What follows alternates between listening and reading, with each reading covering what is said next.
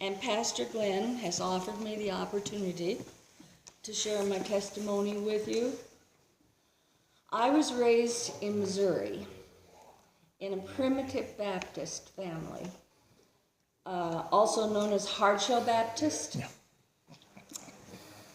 The primitive Baptists are somewhat different from other Protestant religions in that there are no pianos, no organs, no guitars, no depictions of Jesus, no photographs or paintings.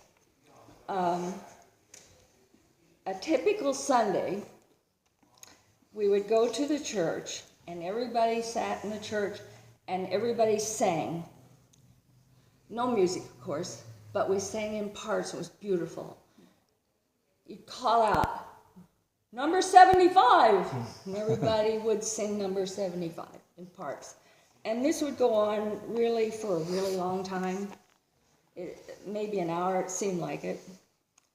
So next, a brother, usually one of my uncles. I have had 7 uncles, and they were all Baptist preachers, all of them.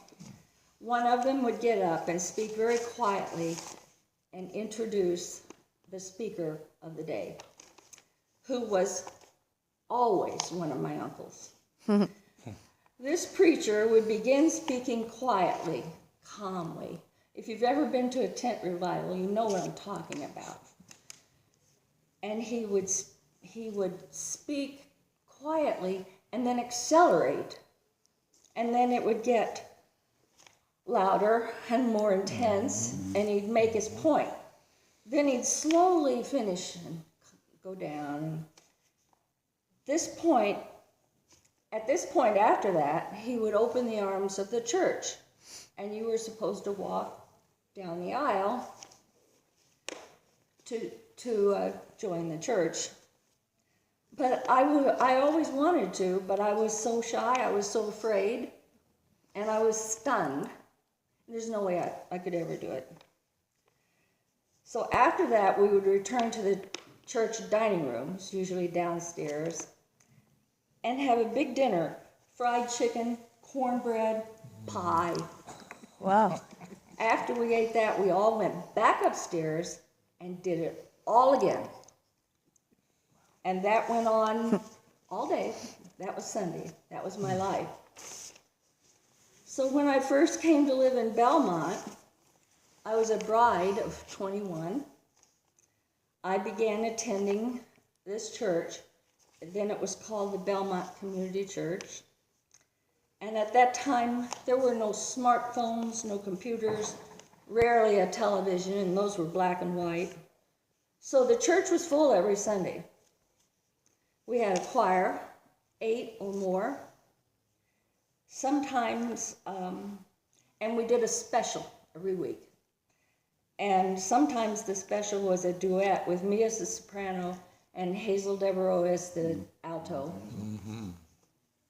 So early on, I decided to join the church, and I believe it was 1957.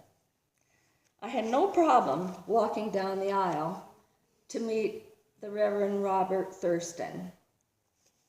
And that year, 21 of us joined en masse. 21. Man. Our baptism was on a warm day in June, and we were all dressed in white baptismal robes that were weighted on the bottom. And we all walked cross lots over Harriet Parmenter's, or Van Hoover, whoever you want to call it, over that lawn to the lake. And Robert Thurston led us, followed by us 21, and then the whole congregation followed after that. On the beach, one by one, we were immersed. I don't remember if the water was cold. I do remember it was clean and clear. Then we all stood on the beach and sang, "Blessed be the tie that binds." It was beautiful. Years followed, and all my children, one by one, were dedicated, standing right there. As it goes, though, things change. And my first marriage failed after 25 years. And years later, I married Vinny. Vinny's a Catholic. And for about 35 years, I attended the Catholic Church. And it was widely believed that I was Catholic. I knew how to do all of it. Almost 2 years ago, Vinny had to go live in the Veterans Home in Bennington in his 7th year of Alzheimer's. And then it occurred to me that there was no reason for me to keep going to the Catholic Church. My faith is very deep and personal. I have returned to my church home, gladly and happily back where I belong. I'm grateful to Pastor Glenn for maintaining my church so well for so many years and making it possible for us to be here. Thank you.